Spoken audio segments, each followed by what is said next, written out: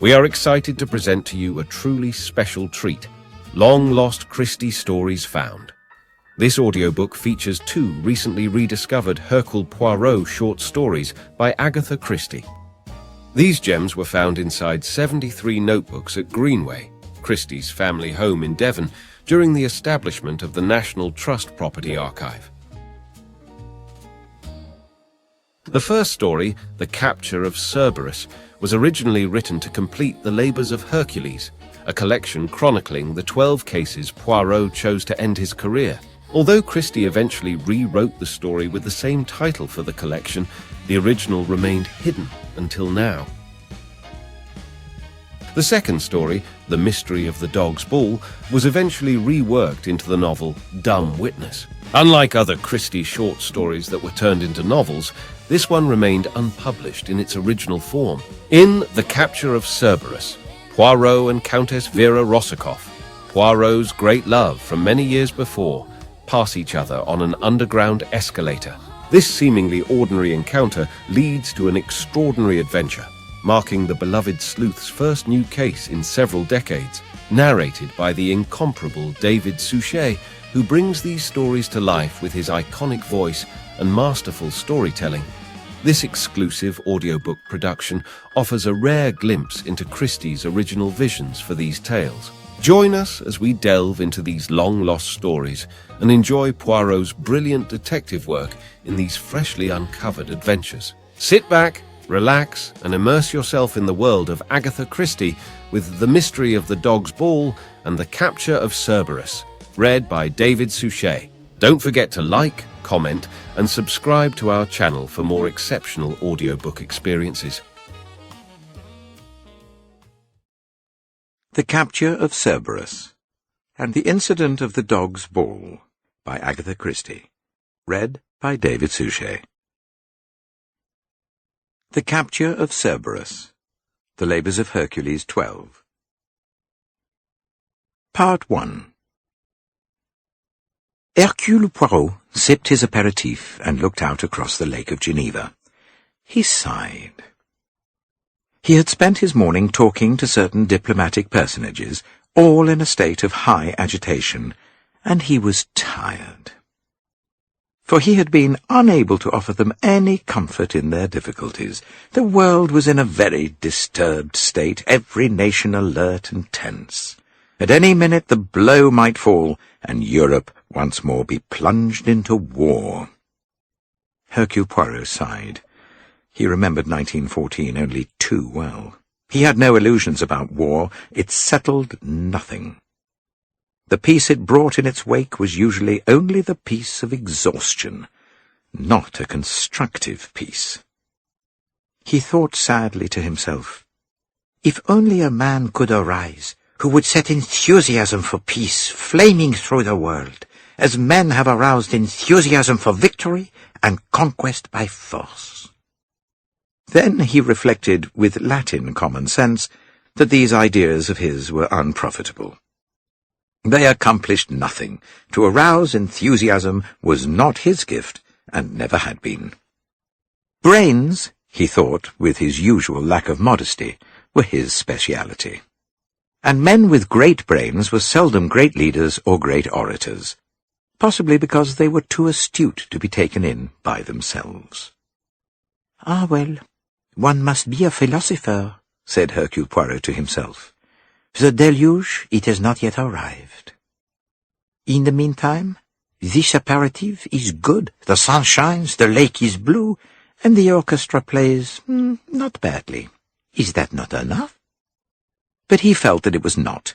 He thought with a sudden smile, there is one little thing needed to complete the harmony of the passing moment.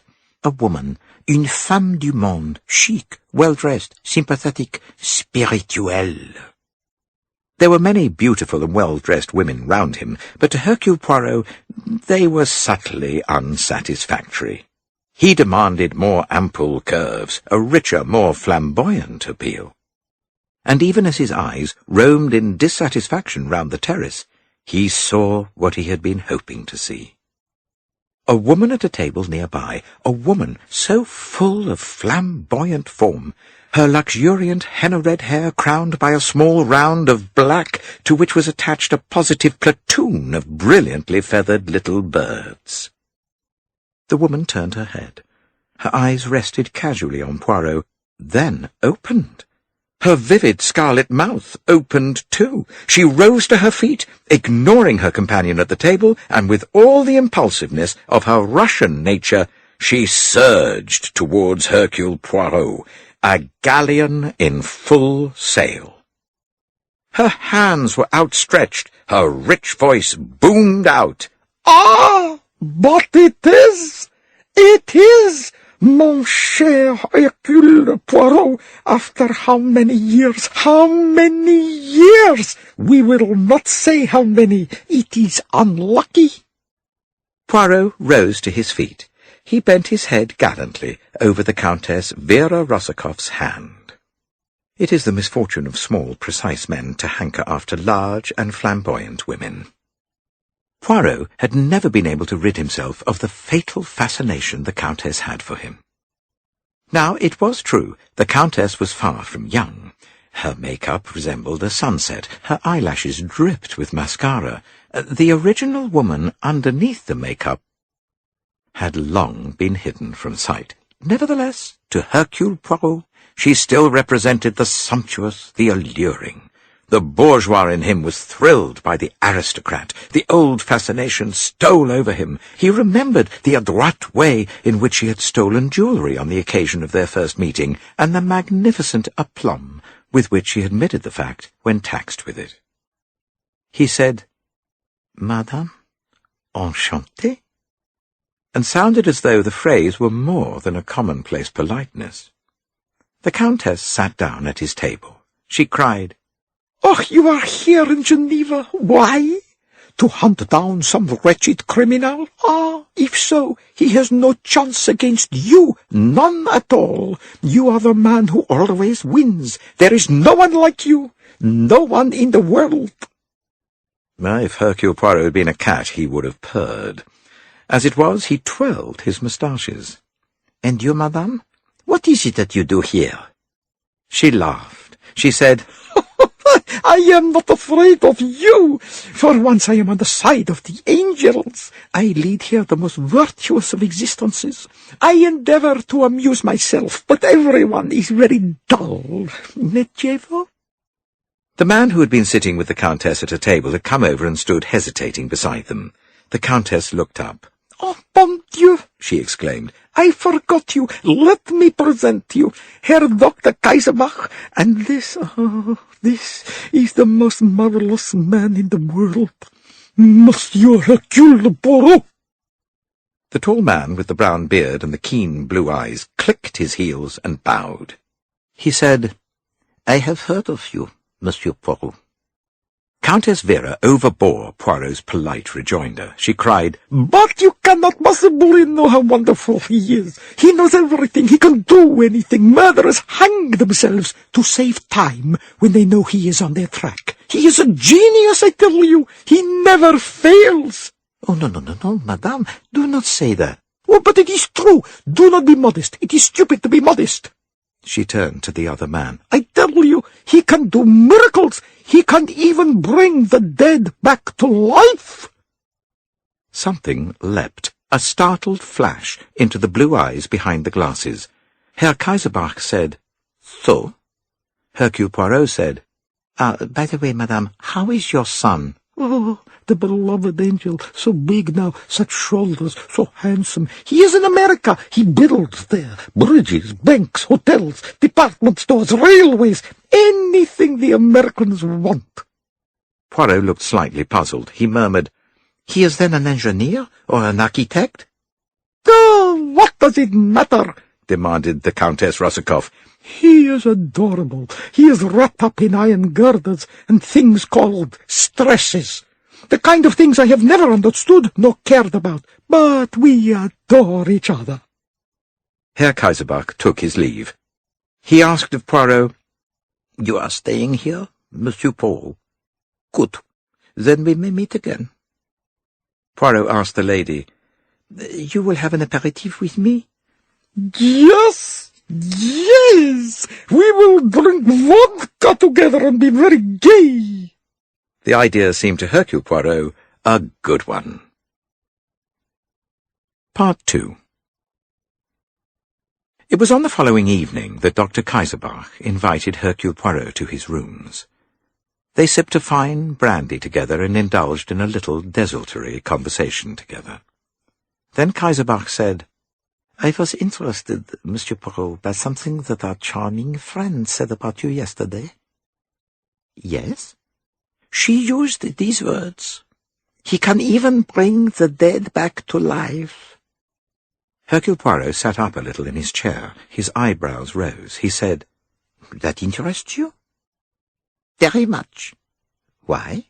"Because I feel those words may have been an omen."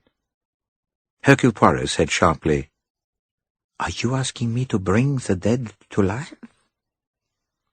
"Perhaps. What would you say if I did?" Hercule Poirot shrugged his shoulders. He said, "After all, death is death, monsieur."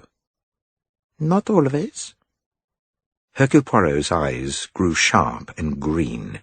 He said, "You want me to bring a person who is dead to life again? A man or a woman?" "A man." "Who is it?" "You do not appear appalled by the task?"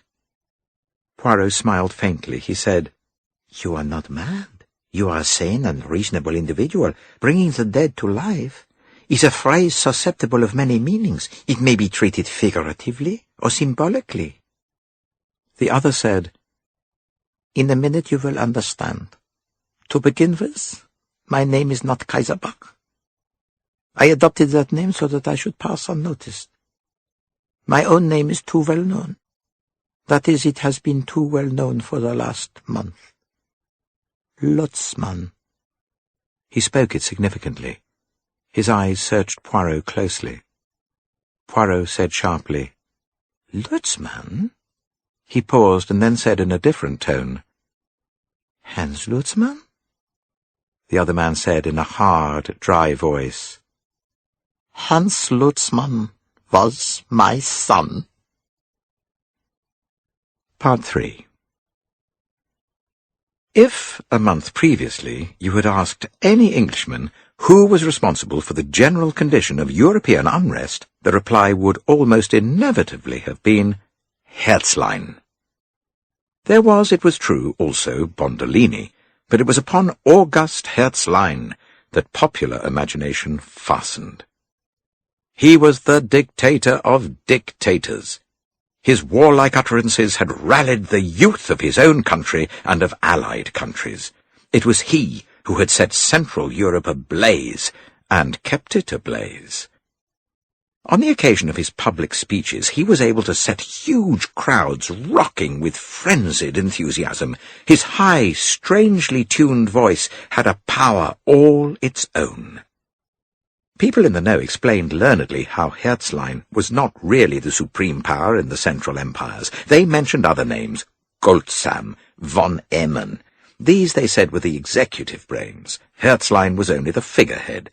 Nevertheless, it continued to be Herzlein who loomed in the public eye. Hopeful rumours went about. Herzlein had an incurable cancer. He could not live longer than 6 months. Herzlein had valvular disease of the heart. He might drop down dead any day. Herzlein had had 1 stroke already, and might have another any moment. Herzlein, after violently persecuting the Catholic Church, had been converted by the famous Bavarian monk Father Ludwig. He would shortly enter a monastery. Herzlein had fallen in love with a Russian Jewess, the wife of a doctor. He was going to leave the Central Empires and settle down with her in Sweden. And in spite of all the rumours, Herzlein neither had a stroke, nor died of cancer, nor went into a monastery, nor eloped with a Russian Jewess. He continued to make rousing speeches amidst scenes of the greatest enthusiasm, and at judicious intervals he added various territories to the Central Empires. And daily the shadow of war grew darker over Europe. Desperately, people repeated all the hopeful rumours even more hopefully, or demanded fiercely, Why doesn't someone assassinate him? If only he were out of the way. There came a peaceful week when Herzlein made no public utterances, and when hopes of each of the separate rumours increased tenfold. And then, on a fateful Thursday, Herr Herzlein addressed a monster meeting of the Brothers of Youth. People said afterwards that his face was drawn and strained, that even his voice held a different note, that there was about him a prescience of what was to come. But there are always people who say such things afterwards. The speech began much as usual. Salvation would come through sacrifice and through the force of arms. Men must die for their country. If not, they were unworthy to live for it. The democratic nations were afraid of war, cowardly, unworthy to survive. Let them go, be swept away by the glorious force of the young. Fight, fight and again, fight for victory and to inherit the earth. Herzlein, in his enthusiasm, stepped out from behind his bulletproof shelter. Immediately a shot rang out, and the great dictator fell, a bullet through his head. In the third rank of the listening people, a young man was literally torn to pieces by the mob, the smoking pistol still grasped in his hand. That young man was a student named Hans Lutzmann. For a few days, the hopes of the democratic world rose high. The dictator was dead. Now, perhaps, the reign of peace would come. That hope died almost immediately, for the dead man became a symbol, a martyr, a saint. Those moderates whom he had failed to sway living, he swayed dead. A great wave of warlike enthusiasm swept over the Central Empires. Their leader had been killed, but his dead spirit should lead them on. The Central Empires should dominate the world and sweep away democracy. With dismay, the peace lovers realized that Herzlein's death had accomplished nothing. Rather, it had hastened the evil day. Lutzmann's act had accomplished less than nothing. Part 4. The dry, middle-aged voice said, "Hans Lutzmann was my son." Poirot said, "I do not yet understand you. Your son killed Herzlein?" He stopped. The other was slowly shaking his head. He said, "My son did not kill Herzlein. He and I did not think alike. I tell you, he loved that man. He worshipped him. He believed in him. He would never have drawn a pistol against him. He was a Nazi through and through, in all his young enthusiasm." "Then if not, who did?" The elder Lutzmann said, "That is what I want you to find out." Hercule Poirot said, "You have an idea?" Lutzmann said hoarsely, "I may be wrong." Hercule Poirot said steadily, "Tell me what you think." Kaiserbach leaned forward. Part 5. Dr. Otto Schultz readjusted his tortoiseshell-rimmed glasses. His thin face beamed with scientific enthusiasm. He said in pleasant nasal accents, "I guess, Mr. Poirot, that with what you've told me, I'll be able to go right ahead." "You have the schedule?" "Why, certainly. I shall work to it very carefully. As I see it, perfect timing is essential to the success of your plan." Hercule Poirot bestowed a glance of approval. He said, "Order and method. That is the pleasure of dealing with a scientific mind." Dr. Schultz said, "You can count on me." And wringing him warmly by the hand, he went out. Part 6. George, Poirot's invaluable manservant, came softly in. He inquired in a low, deferential voice, "Will there be any more gentlemen coming, sir?" "No, George, that was the last of them." Hercule Poirot looked tired. He'd been very busy since he'd returned from Bavaria the week before. He leaned back in his chair and shaded his eyes with his hand. He said, When all this is over, I shall go for a long rest. Yes, sir. I think that would be advisable, sir. Poirot murmured, The last labour of Hercules. Do you know, Georges, what that was? I couldn't say, I'm sure, sir. I don't vote Labour myself. Poirot said, Those young men that you have seen here today, I have sent them on a special mission. They have gone to the place of departed spirits. In this labour there can be no force employed. All must be done by guile. Well, they seemed very competent-looking gentlemen, if I may say so, sir. Hercule Poirot said, I chose them very carefully. He sighed and shook his head. He said, The world is very sick. George said, It looks like war, whichever way you turn. Everybody's very depressed, sir, and as for trade, it's just awful. We can't go on like this.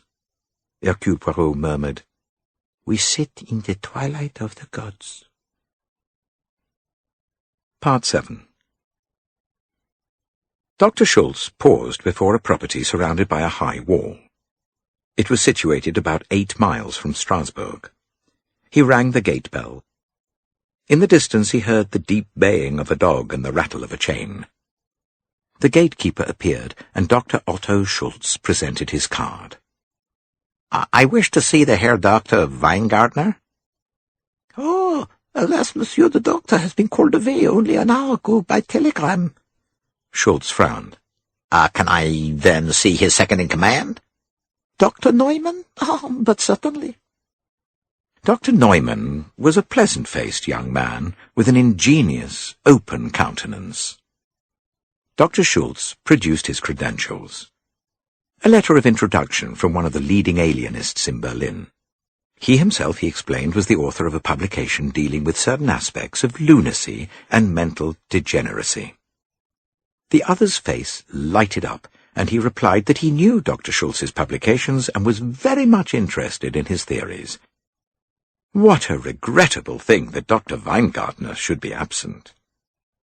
The two men began to talk shop, comparing conditions in America and Europe, and finally becoming technical. They discussed individual patients. Schultz recounted some recent results of a new treatment for paranoia. He said with a laugh, And by that means we have cured 3 Herzleins, 4 Bondolinis, 5 President Roosevelts, and 7 Supreme Deities. Neumann laughed. Presently the two men went upstairs and visited the wards. It was a small mental home for private patients. There were only about 12 occupants. Schultz said, You understand I'm principally interested in your paranoid cases. I believe you have a case admitted quite recently which has some peculiarly interesting features. Part 8.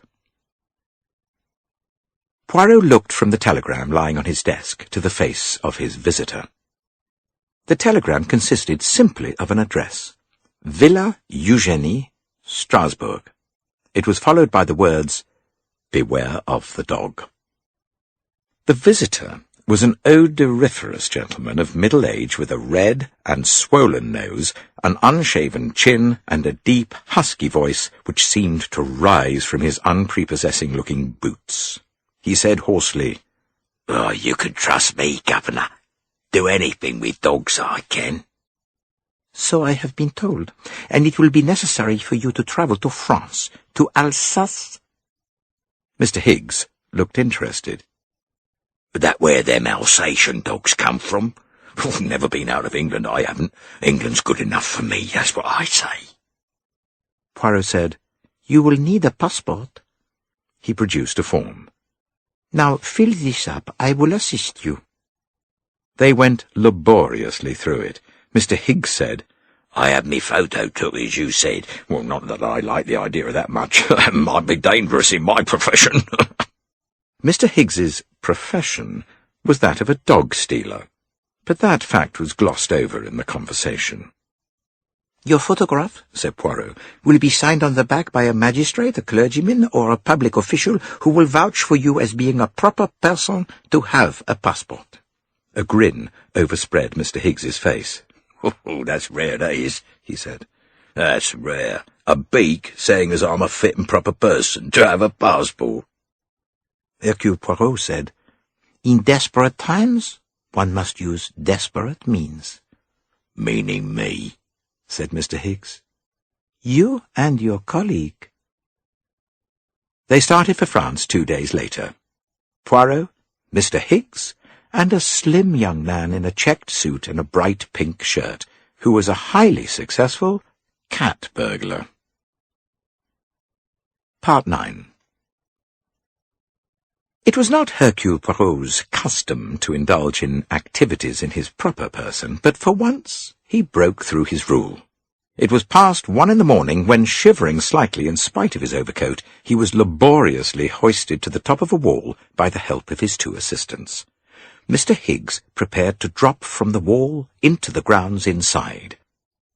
There was a violent baying of a dog, and suddenly an enormous creature rushed out from under the trees. Hercule Poirot ejaculated, "Mon Dieu, but it is a monster! Are you sure?" Mr. Higgs patted his pocket with complete assurance. "Don't you worry, Governor. What I've got here is the right stuff. Any dog will follow me to hell for it." "In this case," murmured Hercule Poirot, "he has to follow you out of hell."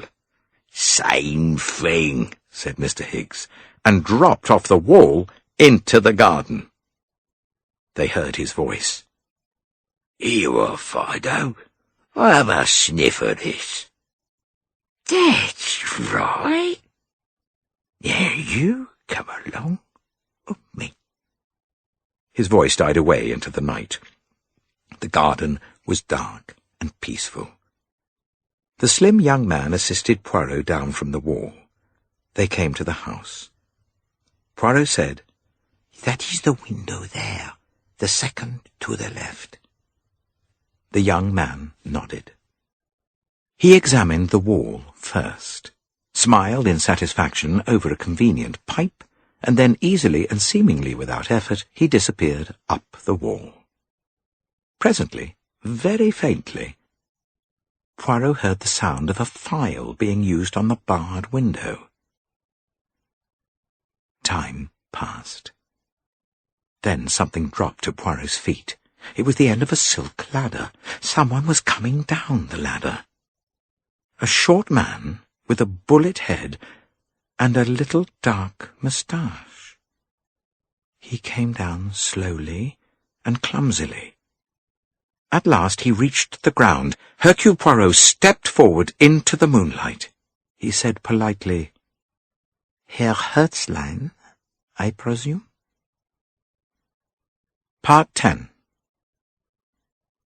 Herzlein said, "How did you find me?" They were in the compartment of a second-class sleeper bound for Paris. Poirot, as was his fashion, answered the question meticulously. He said, "At Geneva, I became acquainted with a gentleman called Lutzmann. It was his son who was supposed to have fired the shot that killed you, and as a result, young Lutzmann was torn to death by the crowd. His father, however, was firmly convinced that his son had never fired that shot, and it seemed therefore as though Herr Herzlein had been shot by one of the 2 men who were on either side of Lutzmann, and that the pistol was forced into his hand. And those 2 men had fallen upon him at once, crying out that he was the murderer. But there was another point.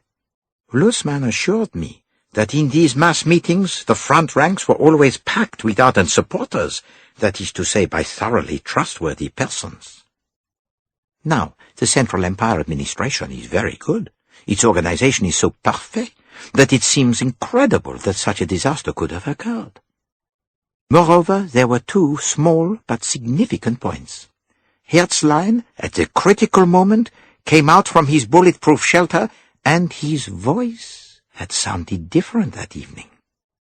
Appearance is nothing.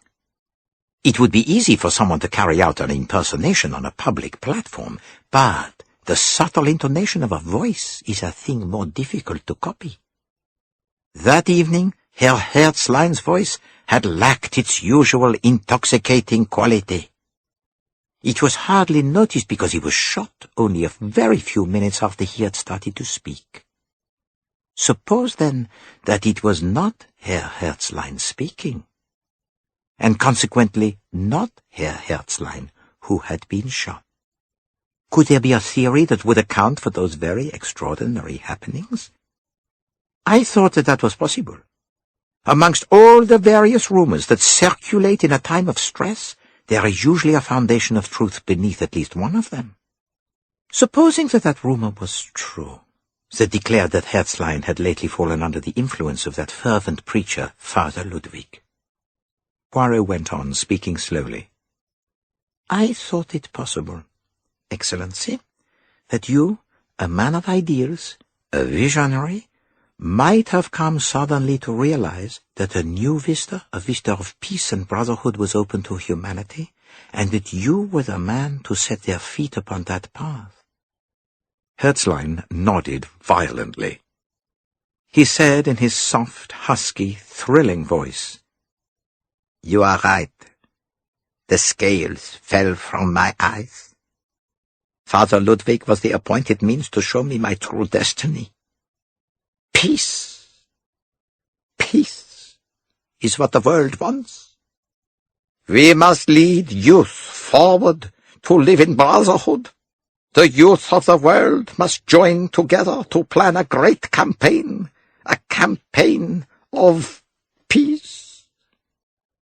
And I shall lead them. I am the means appointed by God to give peace to the world. The compelling voice ceased.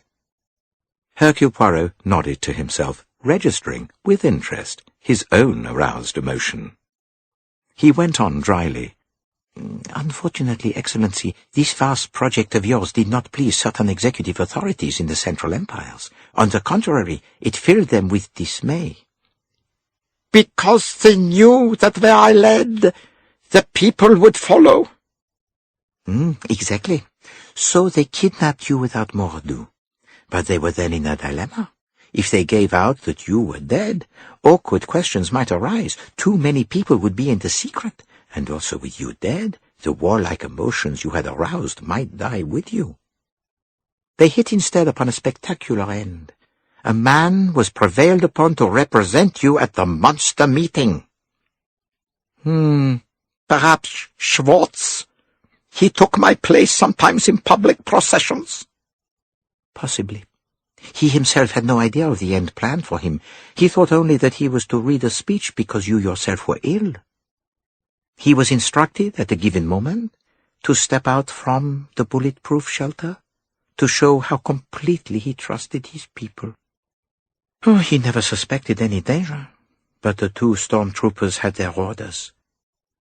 One of them shot him, and the two of them fell on the young man standing between them and cried out that it was his hand that had fired the shot. They knew their crowd's psychology. The result was, as they had hoped, a frenzy of national patriotism and a rigid adherence to the program of force by arms. Herzlein said, But you still do not tell me how you found me. Hercule Poirot smiled. Well, that was easy. For a person, that is, of my mental capacity. Granted that they had not killed you, and I did not think that they could kill you, some day you might be useful to them alive, especially if they could prevail upon you to readopt your former views. Where could they take you?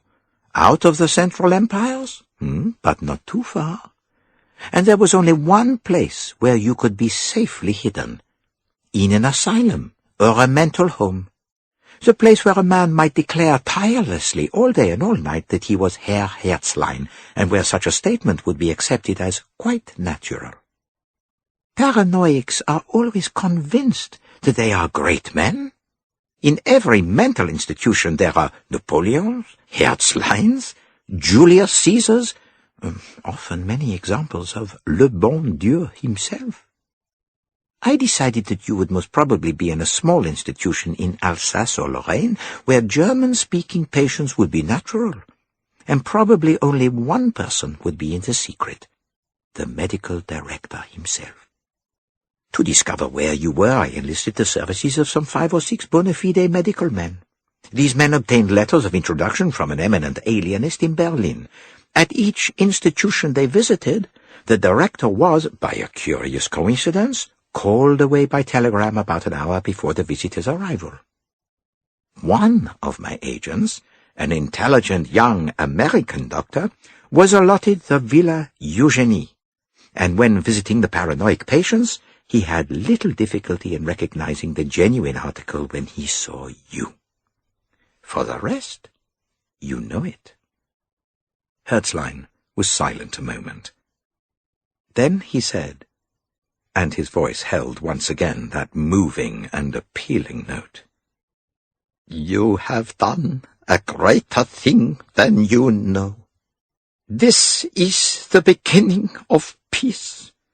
Peace over Europe. Peace in all the world. It is my destiny to lead mankind to peace and brotherhood." Hercule Poirot said softly, "Amen to that." Part 11. Hercule Poirot sat on the terrace of a hotel in Geneva. A pile of newspapers lay beside him. Their headlines were big and black. The amazing news had run like wildfire all over the world. Herzlein is not dead. There had been rumours, announcements, counter-announcements, violent denials by the Central Empire governments. And then, in the great public square of the capital city, Herzlein had spoken to a vast mass of people, and there had been no doubt possible. The voice, the magnetism, the power. He had played upon them until he had them crying out in a frenzy. They had gone home shouting their new catchwords: peace, love, brotherhood. The young are to save the world. There was a rustle beside Poirot and the smell of an exotic perfume.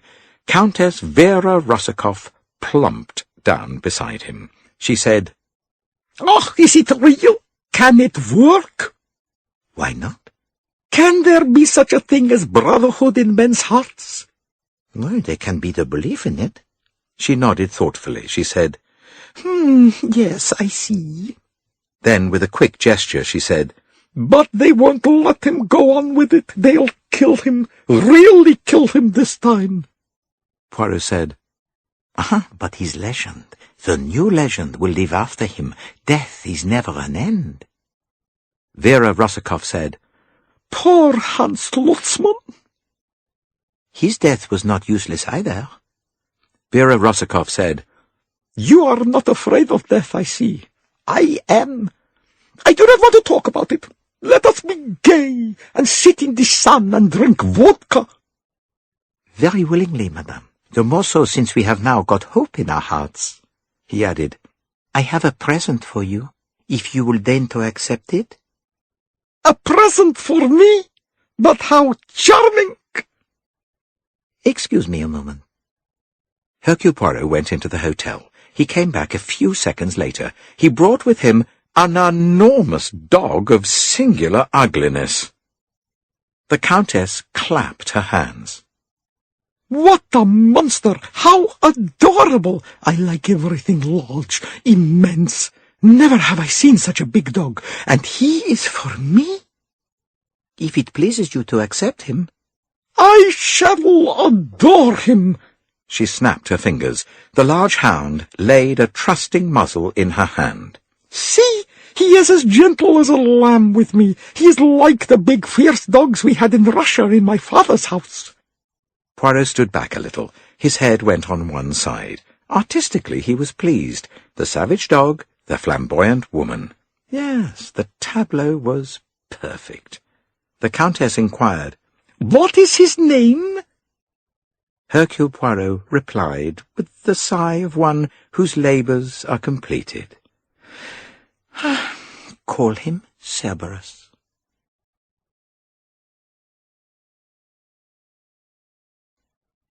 The Incident of the Dog's Ball, from the notes of Captain Arthur Hastings, OBE. Part 1. I always look back upon the case of Miss Matilda Wheeler with special interest, simply because of the curious way it worked itself out.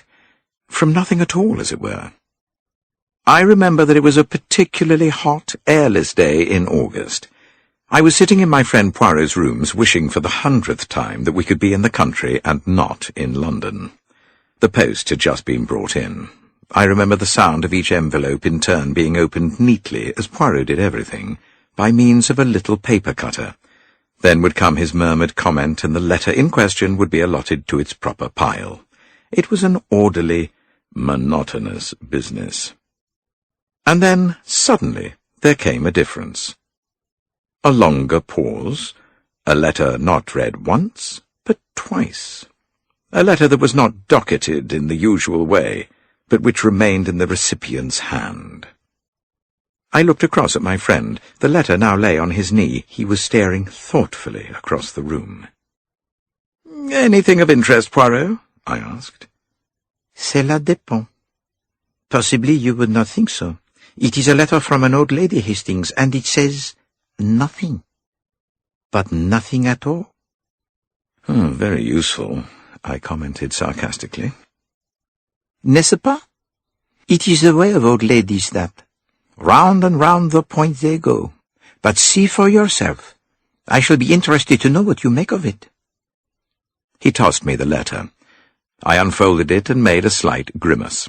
It consisted of 4 closely written pages in a spiky and shaky handwriting with numerous alterations, erasions, and copious underlining. "Oh, must I really read it?" I asked plaintively. "What is it about?"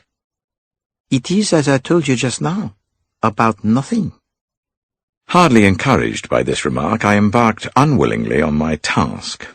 I will confess that I did not read it very carefully. The writing was difficult, and I was content to take guesses on the context. The writer seemed to be a Miss Matilda Wheeler of the Laburnum's Little Hemel.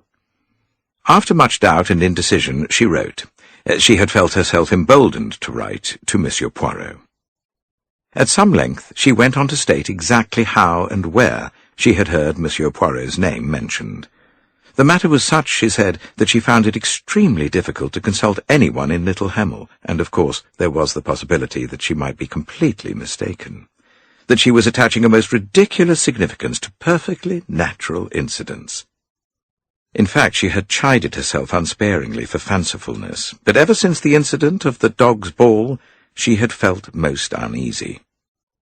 She could only hope to hear from Monsieur Poirot if he did not think the whole thing was a mare's nest. Also, perhaps, he would be so kind as to let her know what his fee would be. The matter, she knew, was very trivial and unimportant, but her health was bad and her nerves not what they had been, and worry of this kind was very bad for her. And the more she thought of it, the more she was convinced that she was right, though, of course, she would not dream of saying anything. Well, that was more or less the gist of the thing. I put it down with a sigh of exasperation. Why can't the woman say what she's talking about, of all the idiotic letters? N'est-ce pas? A regrettable failure to employ order and method in the mental process. Well, what do you think she does mean? Not that it matters much. Some upset to her pet dog, I suppose. Anyway, it's not worth taking seriously. You think not, my friend? My dear Poirot, I cannot see why you are so intrigued by this letter. No, you have not seen. The most interesting point in that letter, you have passed it by unnoticed. What is the interesting point? The date, mon ami. I looked at the heading of the letter again. April the 12th, I said slowly. C'est curieux, n'est-ce pas? Nearly 3 months ago. Well, I don't suppose it has any significance. She probably meant to put August the 12th. No, Hastings. Look at the color of the ink. That letter was written a good time ago. No. April the 12th is the date, assuredly. But why was it not sent? And if the writer changed her mind about sending it, why did she keep it and send it now? He rose. Mon ami, the day is hot. In London one stifles, is it not so? Then how say you to a little expedition into the country, to be exact, to Little Hemel, which is, I see, in the county of Kent. I was only too willing, and then and there we started off on our visit of exploration. Part 2. Little Hemel we found to be a charming village, untouched in the miraculous way that villages can be when they are 2 miles from a main road. There was a hostelry called the George, and there we had lunch. A bad lunch, I regret to say, as is the way at country inns. An elderly waiter attended to us, a heavy-breathing man, and as he brought us 2 cups of a doubtful fluid called coffee, Poirot started his campaign. "A house called the Laburnums," he said. "You know it? The house of a Miss Wheeler?" "Oh, yes, that's right, sir. It's just past the church, and you can't miss it. 3 Miss Wheelers there were, old-fashioned ladies, born and brought up here. Oh, well, they're all gone now, and the house is up for sale." He shook his head sadly. "So the Miss Wheelers are all dead?" said Poirot. Yes, sir. Miss Amelia and Miss Caroline 12 years ago, and Miss Matilda just a month or 2 ago. You thinking of buying the house, sir, if I may ask?" "Well, the idea had occurred to me," said Poirot mendaciously, "but I believe it is in a very bad state." "Oh, it's old-fashioned, sir. Never been modernized, as the saying goes, but it's in good condition. Roof and drains and all that. Never grudged money on repairs, Miss Wheeler didn't, and the garden was always a picture." "She was well off?" "Oh, very comfortably off indeed, sir. A very well-to-do family." "I suppose the house has been left to someone who has no use for it? A niece or nephew or some distant relative?" "Oh, no, sir. No. She left it to her companion, Miss Lawson. But Miss Lawson doesn't fancy living in it, so it's up for sale. But it's a bad time for selling houses, they say." "Whenever one has to sell anything, it is always a bad time," said Poirot, smiling, as he paid the bill and added a handsome tip. "When exactly did you say Miss Matilda Wheeler died?" "Oh, just the beginning of May, sir." "Oh, thank you, sir." "Or was it the end of April? She'd not been in good health for a long time." "You have a good doctor here?" "Oh, yes, sir, Dr. Lawrence. He's getting on now, but he's well thought of down here, always very pleasant-spoken and careful." Poirot nodded, and presently we strolled out into the hot August sunshine and made our way along the street in the direction of the church. Before we got to it, however, we passed an old-fashioned house set a little way back with a brass plate on the gate, inscribed with the name of Dr. Lawrence. "Excellent," said Poirot. "We will make a call here.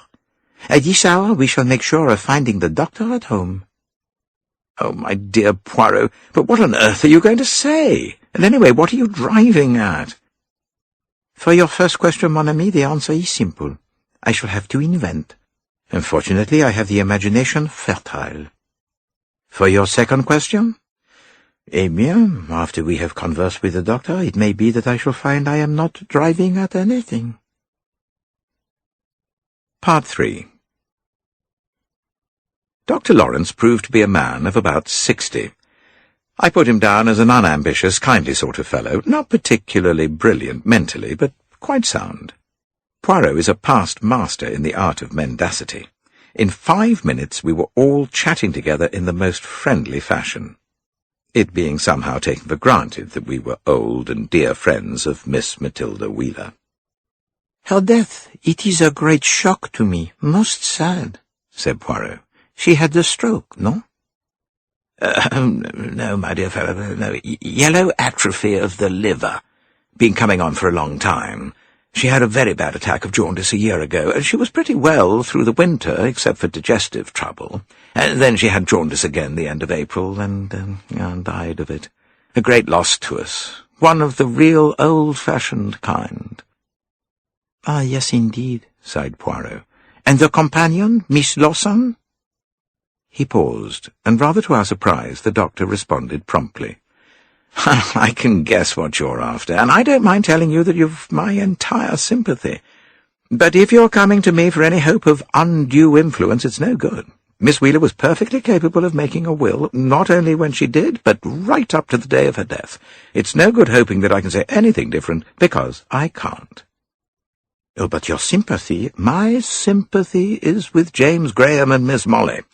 I've always felt strongly that money shouldn't be left away from the family to an outsider. Now, I dare say there might be some sort of case that Miss Lawson obtained an ascendancy over Miss Wheeler owing to spiritualistic tomfoolery, but I doubt if there's anything that you could take into court. Only run yourself in for terrific expense. Avoid the law wherever you can is my motto. And certainly medically I can't help you. Miss Wheeler's mind was perfectly clear. He shook hands with us and we passed out into the sunlight. "Well," I said, "that was rather unexpected." Truly. We begin to learn a little about my correspondent. She has at least 2 relatives, James Graham and a girl called Molly. They ought to have inherited her money, but did not do so. By a will clearly not made very long ago, the whole amount has gone to the companion, Miss Lawson. There is also a very significant mention of spiritualism. Oh, you think that significant? Obviously. A credulous old lady, the spirits tell her to leave her money to a particular person. She obeys. Something of that kind occurs to one as a possibility, does it not? Part 4. We had arrived at the Laburnums. It was a fair-sized Georgian house standing a little way back from the street, with a large garden behind. There was a board stuck up with "For Sale" on it. Poirot rang the bell. His efforts were rewarded by a fierce barking within. Presently the door was opened by a neat middle-aged woman who held a barking, wire-haired terrier by the collar. "Good afternoon," said Poirot. "The house is for sale, I understand. So Mr. James Graham told me." "Oh, yes, sir. You would like to see over it?" "If you please." You needn't be afraid of Bob, sir. He barks if anyone comes to the door, but he's as gentle as a lamb, really." True enough, as soon as we were inside, the terrier jumped up and licked our hands. We were shown over the house, pathetic as an empty house always is, with the marks of pictures showing on the walls and the bare, uncarpeted floors. We found the woman only too ready and willing to talk to friends of the family, as she supposed us to be. By his mention of James Graham, Poirot created this impression very cleverly. Ellen, for such was our guide's name, had clearly been very attached to her late mistress. She entered with the gusto of her class into a description of her illness and death. "Taken quite sudden she was. Oh, and suffered, poor dear. Delirious at the end. All sorts of queer things she'd say. Oh, how long was it? Well, it must have been 3 days from the time she was took bad. But poor dear, she had suffered for many years on and off. Jaundice last year she had, and her food never agreed with her well. She'd take digestion tablets after nearly every meal. Oh, yes, she suffered a good deal one way or another. Sleeplessness for one thing. Used to get up and walk about the house at night, she did, her eyesight being too bad for much reading." It was at this point that Poirot produced from his pocket the letter. He held it out to her. "Do you recognize this by any chance?" he asked. He was watching her narrowly. She gave an exclamation of surprise. "Oh, well, now, I do declare. And is it you? That's the gentleman it's written to?" Poirot nodded. "Tell me how you came to post it to me," he said. "Well, sir, I didn't know what to do, and that's the truth. When the furniture was all cleared out, Miss Lawson, well, she gave me several little odds and ends that had been the mistress's, and among them was a mother-of-pearl blotter that I'd always admired. I put it by in a drawer, and it was only yesterday that I took it out and was putting new blotting paper in it when I found this letter slipped inside the pocket. It was the mistress's handwriting, and I saw she'd meant to post it, and slipped it in there and forgot, which was the kind of thing she did many a time, poor dear. Absent-minded, as you might say. Well, I didn't know what to do. I didn't like to put it in the fire, and I couldn't take it upon myself to open it, and I didn't see as it was any business of Miss Lawson's, so I just put a stamp on it and ran out to the post-box and posted it." Ellen paused for breath, and the terrier uttered a sharp, staccato bark. It was so peremptory in sound that Poirot's attention was momentarily diverted. He looked down at the dog, who was sitting with his nose lifted entreatingly towards the empty mantelpiece of the drawing-room, where we were at the time. "But what is it that he regards so fixedly?" asked Poirot. Ellen laughed. "It's his ball, sir. It used to be put in a jar on the mantelpiece, and he thinks it ought somehow or other to be there still." "I see," said Poirot. "His ball." He remained thoughtful for a moment or two.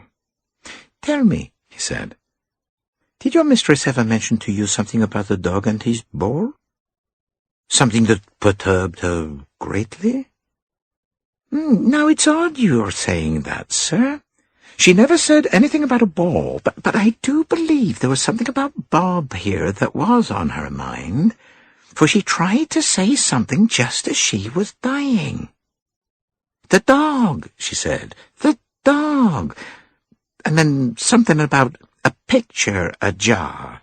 Well, nothing that made any sense, but there, poor soul, she was delirious and didn't know what she was saying."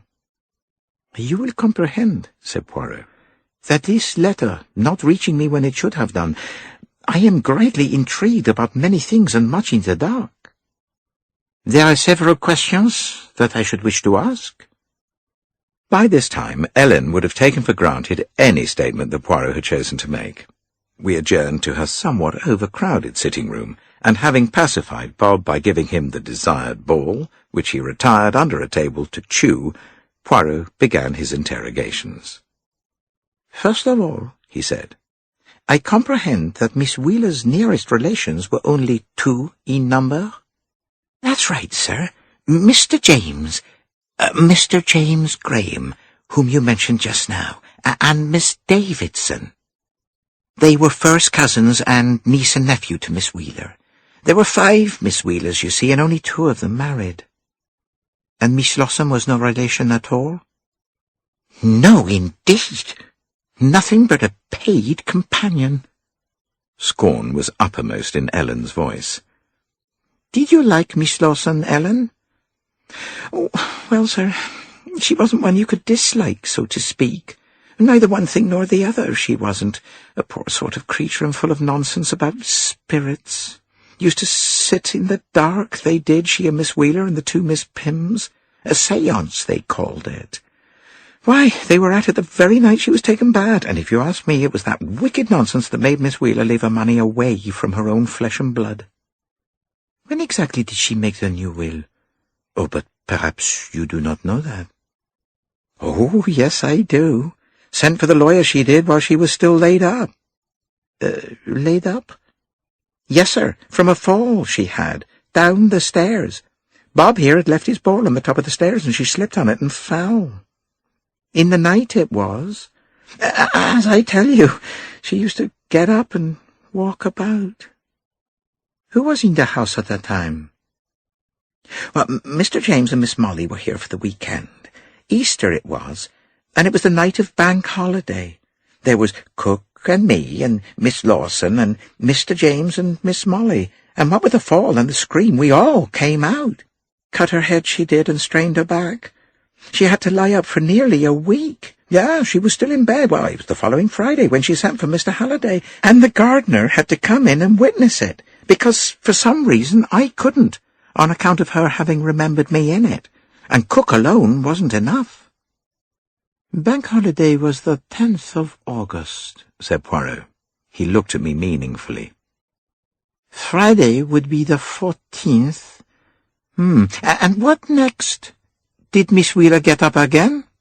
"Oh, yes, sir. She got up on the Saturday, and Miss Molly and Mr. James, they came down again, being anxious about her, you see. Mr. James, well, he even came down the weekend after that." "The weekend of the 22nd? "Yes, sir." "And when was Miss Wheeler finally taken ill?" "It was the 25th, sir. Mr. James had left the day before, and Miss Wheeler seemed as well as she'd ever been, bar her indigestion, of course, but that was chronic. Taken sudden after the séance, she was. They had a séance after dinner, you know, so the Miss Pims went home, and Miss Lawson and I got her to bed and sent for Dr. Lawrence." Poirot sat frowning for a moment or two. Then he asked Ellen for the address of Miss Davidson and Mr. Graham, and also for that of Miss Lawson. All three proved to be in London. James Graham was junior partner in some chemical dye works. Miss Davidson worked in a beauty parlour in Dover Street. Miss Lawson had taken a flat near High Street, Kensington. As we left, Bob, the dog, rushed up to the top of the staircase, lay down, and carefully nosed his ball over the edge so that it bumped down the stairs. He remained wagging his tail until it was thrown up to him again. The incident of the dog's ball," murmured Poirot under his breath.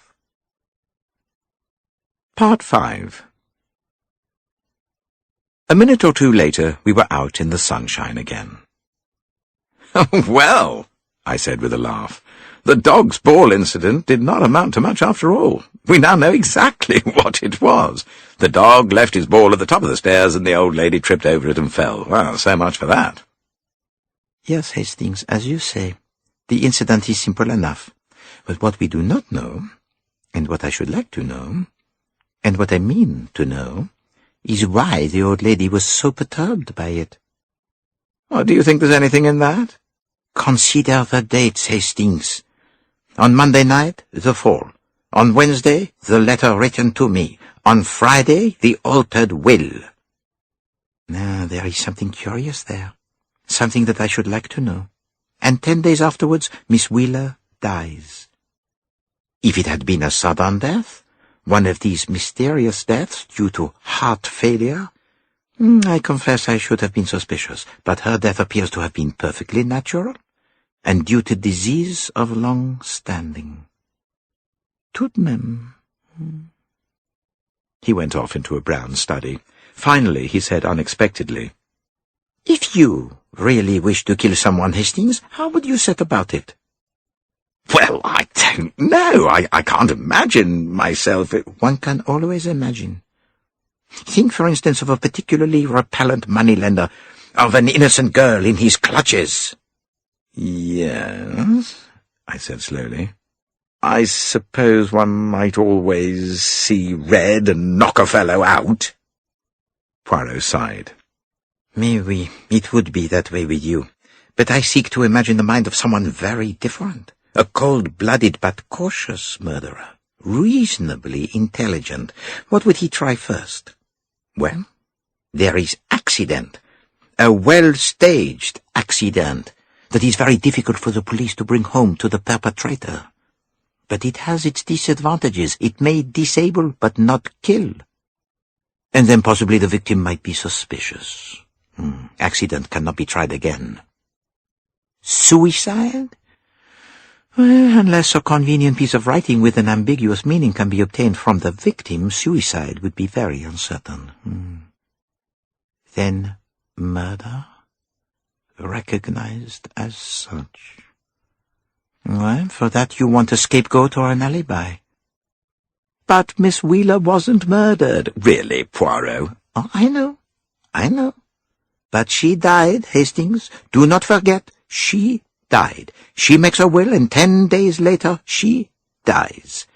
And the only 2 people in the house with her, for I except the cook, both benefit by her death." "I think," I said, "that you have a bee in your bonnet." "Very possibly. Coincidences do happen, but she wrote to me, mon ami. She wrote to me. And until I know what made her write, I cannot rest in peace." Part 6. It was about a week later that we had 3 interviews. Exactly what Poirot wrote to them I do not know, but Molly Davidson and James Graham came together by appointment and certainly displayed no resentment. The letter from Miss Wheeler lay on the table in a conspicuous position. From the conversation that followed, I gathered that Poirot had taken considerable liberties in his account of the subject matter. Look, we have come here in answer to your request, but I'm sorry to say that I do not understand in the least what you're driving at, Monsieur Poirot," said Graham with some irritation as he laid down his hat and stick. He was a tall, thin man, looking older than his years, with pinched lips and deep-set grey eyes. Miss Davidson was a handsome, fair-haired girl of 29 or so. She seemed puzzled, but unresentful. "It is that I seek to aid you," said Poirot. "Your inheritance, it has been wrested from you. It has gone to a stranger." "Well, that's over and done with," said Graham. "I've taken legal advice, and it seems there's nothing to be done. And I really cannot see where it concerns you, Monsieur Poirot." "I think, James, that is not very fair to Monsieur Poirot," said Molly Davidson. "He's a busy man. But he's going out of his way to help us. I wish he could. All the same, I'm afraid nothing can be done. We simply can't afford to go to law." "Can't afford? Can't afford? Well, we haven't got a leg to stand upon," said her cousin irritably. "But that is where I come in," said Poirot. "This letter," he tapped it with a fingernail, "has suggested a possible idea to me.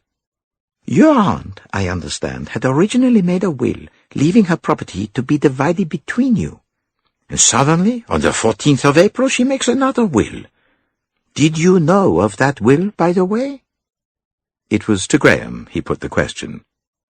Graham flushed and hesitated a moment. Yes," he said. "I knew of it. My aunt told me of it." "What?" A cry of astonishment came from the girl. Poirot wheeled round upon her. "You did not know of it, mademoiselle?" "No. It came as a great shock to me. I thought it did to my cousin also. When did Auntie tell you, James?" "Well, that next weekend. The one after Easter." "And I was there. And you never told me?" No, I thought it better to keep it to myself." "How extraordinary of you!" "What exactly did your aunt say to you, Mr. Graham?" asked Poirot in his most silky tone. Graham clearly disliked answering the question. He spoke stiffly. She said that she thought it only fair to let me know that she'd made a new will leaving everything to Miss Lawson." "Did she give any reason?" "None whatever." "Oh, I think you ought to have told me," said Miss Davidson. "I thought better not," said her cousin stiffly. "Eh bien," said Poirot, "it is all very curious. I am not at liberty to tell you what was written to me in this letter, but I will give you some advice. I would apply, if I were you, for an order of exhumation." They both stared at him without speaking for a minute or two. "Oh, no!" cried Molly Davidson. "This is outrageous," cried Graham. "I shall certainly not do anything of the sort. The suggestion is preposterous."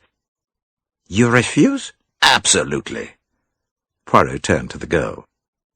"And you, mademoiselle, do you refuse?" Well, no, I would not say I refuse, but I do not like the idea." "Well, I do refuse," said Graham angrily. "Come on, Molly, we've had enough of this charlatan." He fumbled for the door. Poirot sprang forward to help him. As he did so, a rubber ball fell out of his pocket and bounced on the floor. "Ah!" cried Poirot. "The ball!" He blushed and appeared uncomfortable. I guessed that he had not meant the ball to be seen. "Come on, Molly!" shouted Graham, now in a towering passion. The girl had retrieved the ball and handed it to Poirot. "I did not know that you kept a dog, Monsieur Poirot," she said. "I do not, mademoiselle," said Poirot. The girl followed her cousin out of the room. Poirot turned to me. "Quick, mon ami," he said. "Let us visit a companion, the now rich Miss Lawson. I wish to see her before she is in any way put upon her guard." "Well, if it wasn't for the fact that James Graham knew about the new will, I should be inclined to suspect him of having a hand in this business. He was down that last weekend. However, since he knew that the old lady's death would not benefit him, well, that puts him out of court." "Since he knew," murmured Poirot thoughtfully. "Why, yes, he admitted as much," I said impatiently. "Mademoiselle was quite surprised at his knowing. Strange that he should not tell her at the time. Unfortunate. Yes, unfortunate." Exactly what Poirot was getting at I did not quite know, but knew from his tone that there was something. However, soon after, we arrived at Clanroyden Mansions. Part 7. Miss Lawson was very much as I had pictured her, a middle-aged woman, rather stout, with an eager but somewhat foolish face. Her hair was untidy and she wore pince-nez. Her conversation consisted of gasps and was distinctly spasmodic. "Oh, it's so good of you to come," she said. "Sit here, won't you?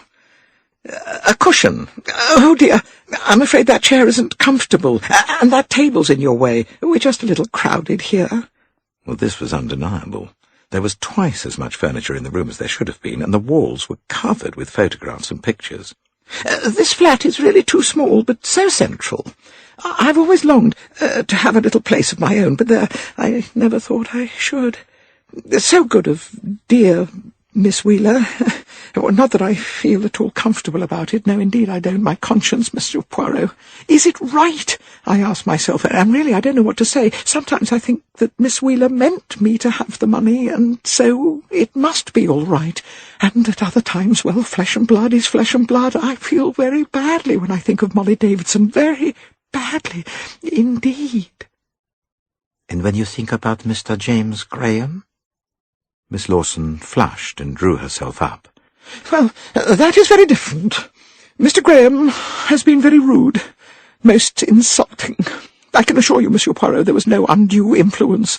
I had no idea of anything of the kind. A complete shock to me." "Miss Wheeler did not tell you of her intentions?" "No, indeed. A complete shock." "And you had not in any way found it necessary to, shall we say, open the eyes of Miss Wheeler in regard to her nephew's shortcomings?" "What an idea, Mr. Poirot! Certainly not. What put that idea into your head, if I may ask?" "Mademoiselle, I have many curious ideas in my head." Miss Lawson looked at him uncertainly. Her face, I reflected, was really singularly foolish. The way the mouth hung open, for instance, and yet the eyes behind the glasses seemed more intelligent than one would have suspected. Poirot took something from his pocket. "You recognize this, mademoiselle?" "Oh, why, it's Bob's ball." "No," said Poirot. "It is a ball I bought at Woolworth's." "Well, of course, that's where Bob's balls do come from. Dear Bob." "You are fond of him?" "Oh, yes, indeed. Dear little doggy. He always slept in my room. I'd like to have him in London, but dogs aren't really happy in town, are they, Monsieur Poirot?" "Me? I have seen some very happy ones in the park," returned my friend gravely. "Oh, yes, of course, the park," said Miss Lawson vaguely. "But it's very difficult to exercise them properly. He's much happier with Ellen, I feel sure, at the dear Laburnums. Oh, what a tragedy it all was." "Will you recount to me, mademoiselle, just what happened on that evening when Miss Wheeler was taken ill?" "Well, nothing out of the usual. At least, of course, we held a séance with distinct phenomena. Distinct phenomena. You will laugh, Monsieur Poirot. I feel you are a sceptic, but, oh, the joy of hearing the voices of those who have passed over." "No, I do not laugh," said Poirot gently. He was watching her flushed, excited face. "You know, it was most curious, really most curious. There was a kind of halo, a luminous haze, all round dear Miss Wheeler's head. We all saw it distinctly." "A luminous haze?" said Poirot sharply. "Yes, really most remarkable. In view of what happened, I felt, Monsieur Poirot, that already she was marked, so to speak, for the other world." "Yes," said Poirot. "I think she was marked for the other world." He added, completely incongruously, it seemed to me, "Has Dr. Lawrence got a keen sense of smell?" "Now, it's curious you should say that. Smell this, Doctor," I said, and held up a great bunch of lilies of the valley to him. And would you believe it, he couldn't smell a thing. "Ever since influenza 3 years ago," he said. "Ah, me, physician, heal thyself. It's so true, isn't it?" Poirot had risen and was prowling round the room. He stopped and stared at a picture on the wall. I joined him. It was rather an ugly needlework picture done in drab wools and represented a bulldog sitting on the steps of a house. Below it, in crooked letters, were the words, "Out all night and no key." Poirot drew a deep breath. This picture, it comes from the laburnums? Yes, it used to hang over the mantelpiece in the drawing-room. Dear Miss Wheeler did it when she was a girl. Ah, said Poirot. His voice was entirely changed. It held a note that I knew well. He crossed to Miss Lawson. You remember Bank Holiday? Easter Monday? The night that Miss Wheeler fell down the stairs? Eh bien, the little Bob, he was out that night, was he not? He did not come in. Why, yes, Monsieur Poirot. However did you know that? Yes, Bob was very naughty. He was let out at 9 o'clock as usual, and he never came back. I didn't tell Miss Wheeler. She would have been anxious. Well, that is to say, I told her the next day, of course, when he was safely back. 5 in the morning it was. He came and barked underneath my window, and I went down and let him in. So that was it. Enfin. He held out his hand. Goodbye, mademoiselle. Oh, just one more little point. Miss Wheeler took digestive tablets after meals always, did she not? What make were they? Dr. Carlton's after-dinner tablets. Very efficacious, Monsieur Poirot. Efficacious. Mon Dieu, murmured Poirot as we left. No, do not question me, Hastings, not yet. There are still 1 or 2 little matters to see to. He dived into a chemist's and reappeared holding a white-wrapped bottle. Part 7. He unwrapped it when we got home. It was a bottle of Dr. Carlton's after-dinner tablets. You see, Hastings, there are at least 50 tablets in that bottle, perhaps more. He went to the bookshelf and pulled out a very large volume. For 10 minutes he did not speak. Then he looked up and shut the book with a bang. Oh, but yes, my friend, now you may question. Now I know everything. Well, she was poisoned. Yes, my friend. Phosphorus poisoning. Phosphorus? Ah, mais oui. That is where the diabolical cleverness came in. Miss Wheeler had already suffered from jaundice. The symptoms of phosphorus poisoning would only look like another attack of the same complaint. Now listen, very often the symptoms of phosphorus poisoning are delayed from 1 to 6 hours. It says here, he opened the book again, the person's breath may be phosphorescent before he feels in any way affected. And that is what Miss Lawson saw in the dark. Miss Wheeler's phosphorescent breath. A luminous haze. And here I will read you again. The jaundice having thoroughly pronounced itself, the system may be considered as not only under the influence of the toxic action of phosphorus, but as suffering in addition from all the accidents incidental to the retention of the biliary secretion in the blood. Nor is there from this point any special difference between phosphorus poisoning and certain affections of the liver, such, for example, as yellow atrophy. Oh, it was well planned, Hastings. Foreign matches, vermin paste. It is not difficult to get hold of phosphorus, and a very small dose will kill. The medicinal dose is from 100th to 1/30th grain. Even 0.116 of a grain has been known to kill. And to make a tablet resembling one of these in the bottle, that too would not be too difficult. One could buy a tablet-making machine, and Miss Wheeler, she would not observe closely. A tablet placed at the bottom of this bottle, one day, sooner or later, Miss Wheeler will take it, and the person who put it there will have a perfect alibi, for she will not have been near the house for 10 days. She? Molly Davidson.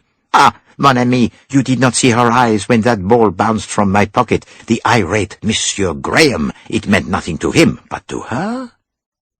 I did not know you kept a dog, Monsieur Poirot. Why a dog? Why not a child? A child, too, plays with balls. But that, it is not evidence, you say. It is only the impression of Hercule Poirot. Yes, but everything fits in. Monsieur Graham is furious at the idea of an exhumation. He shows it. But she is more careful. She is afraid to seem unwilling.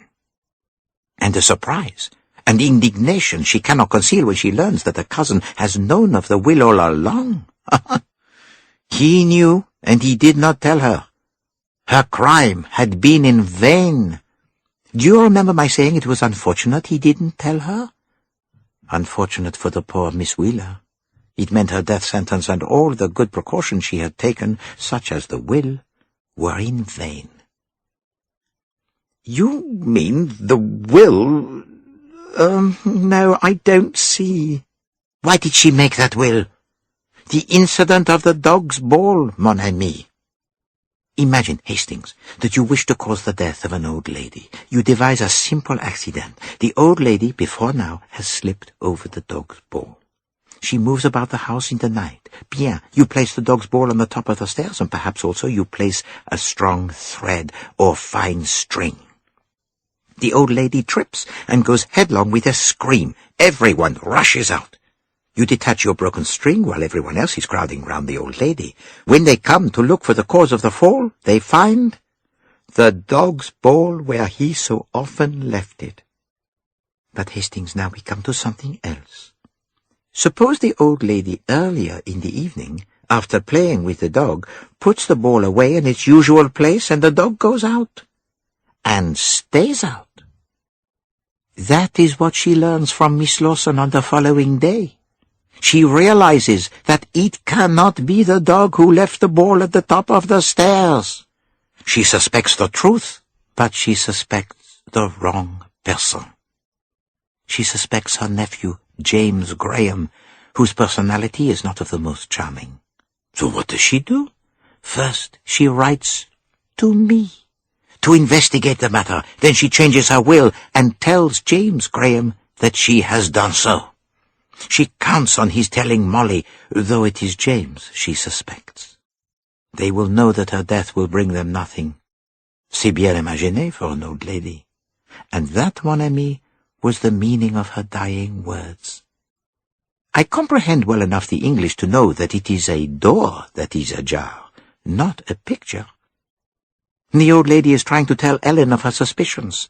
The dog, the picture above the jar on the mantelpiece with its subject out all night, and the ball put away in the jar. That is the only ground for suspicion she has. She probably thinks her illness is natural, but at the last minute has an intuition that it is not. He was silent for a moment or two. Ah, if only she had posted that letter, I could have saved her. Now...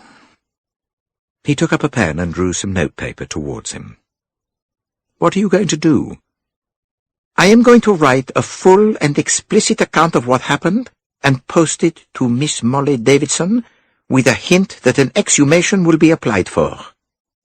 And then? Well, if she is innocent, nothing, said Poirot gravely.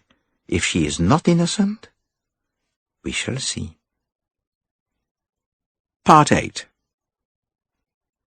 2 days later there was a notice in the paper stating that a Miss Molly Davidson had died of an overdose of sleeping draught. I was rather horrified. Poirot was quite composed. But no, it is all arranged itself very happily. No ugly scandal and trial for murder. Miss Wheeler, she would not want that. She would have desired the privacy. On the other hand, one must not leave a murderess, what do you say, at loose? Or sooner or later there will be another murder. Always a murderer repeats his crime.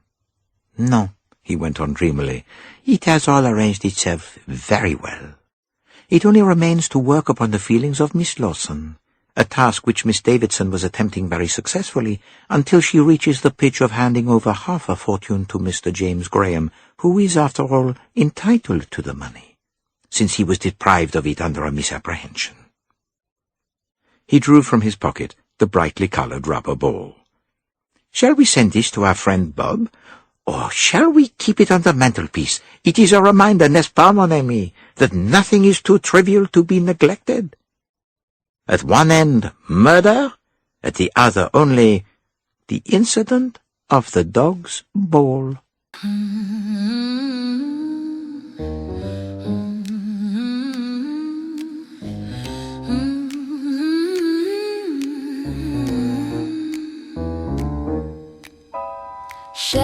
Shadows creep on marble stairs, a letter arrives but no one's there. Old house creaks with secrets kept, a furry witness never slept. One small bounce, a roll across the floor. The truth hides behind a locked door. Tick-tock, the clock won't lie. Eyes that watch from the alibi. One wrong move, the game is on. Catch the beast before it's gone. Catch me if you can in the underworld glow. Hell's gates swing, but the truth won't show. A beast on chain, eyes burning bright. Roll the ball through the endless night. Whispers in the dark, calling my name. One little clue and the killer's to blame. Catch me if you can. Oh, catch me tonight.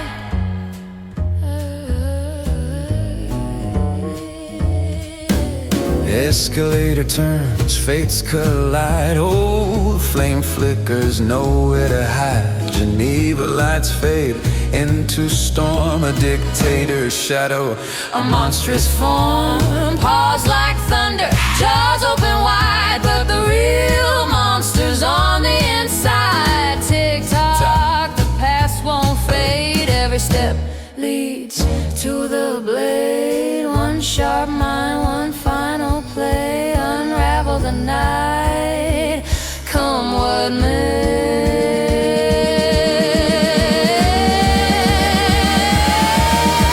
Catch me if you can in the underworld glow. Hell's gates swing, but the truth won't show. A beast on chain, eyes burning bright. Roll the ball through the endless night. Whispers in the dark, calling my name. One little clue and the killer's to blame. Catch me if you can. Oh, catch me tonight.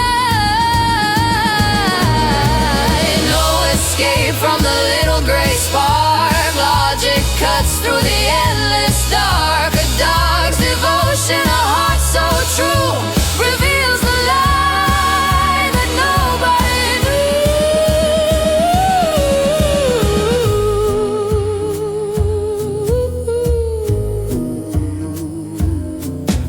Catch me if you can, the chase is alive. Underworld fire where the shadows thrive.